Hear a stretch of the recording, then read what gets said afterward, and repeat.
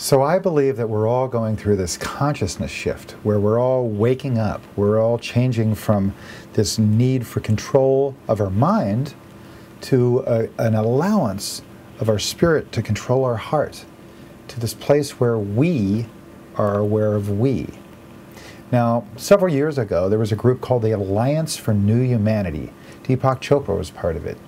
And he said that they gathered all these great minds, these business leaders and government officials and scientists and Nobel Peace Prize winners and just incredible people that had huge ideas and huge hearts and huge budgets and huge connections.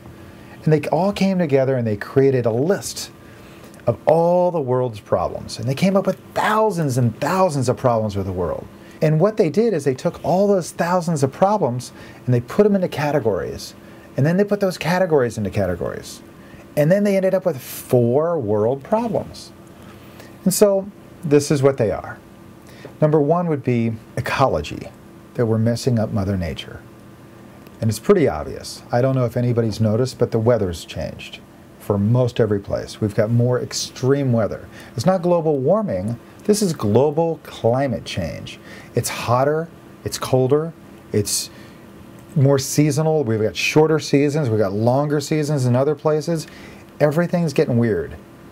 And we are not in balance with Mother Nature. We know that we're over-consuming.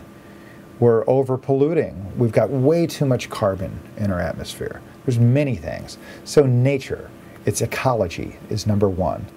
Problem number 2 would be economy. Economy is a very strange thing because money itself used to be based on gold. And so we used to have a gold standard that this dollar is backed by a certain amount of silver or gold. It isn't anymore. We just have imaginary money. It's play money.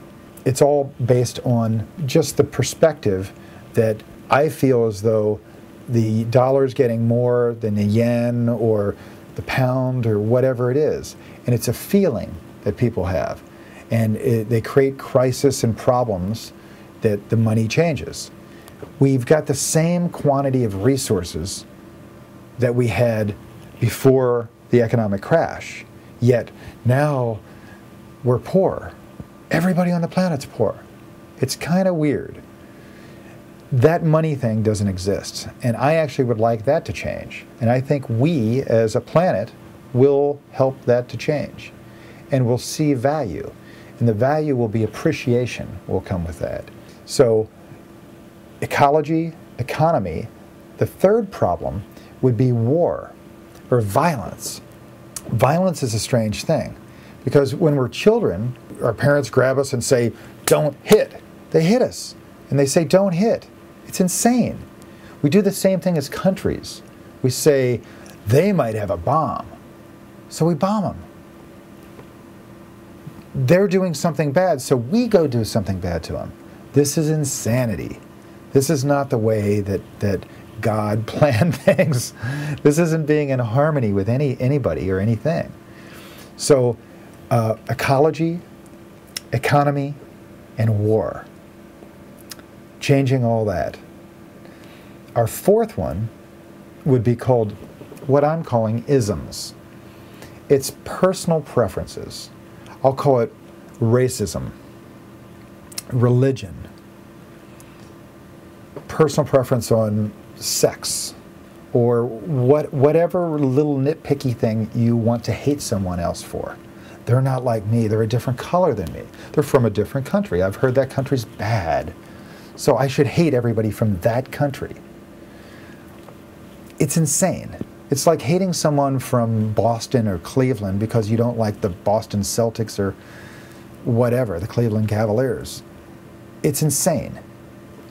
People are people. We all have these same wants and desires and needs. And number 1 is for happiness. And that's what our country here was founded upon, happiness. It says that life, liberty, and the pursuit of happiness was a natural right. So everyone on the planet actually has that same feeling that they are desiring happiness. So if you ask anyone, what's your purpose in life?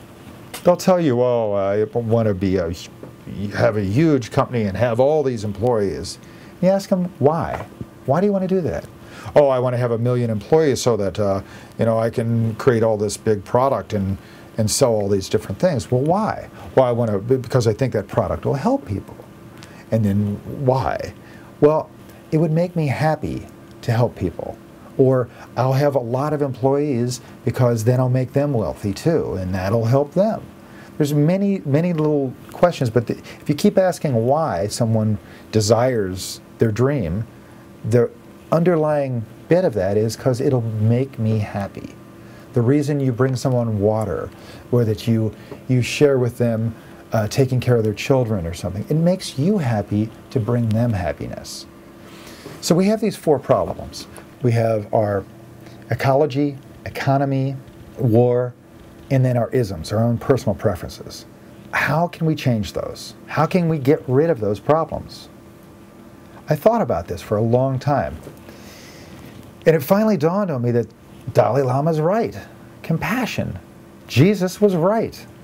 Do unto others as you would have done to you. Now, what causes all those problems are ignorance, greed, fear, and then just seeing competition or fighting with each other because we see people as different. So to get over those, compassion and doing unto others and seeing ourselves in others, that's the true bottom line solution to most of our problems in the world. So within all this, there's one word: love. All those others were created by fear. The reason we have war, fear.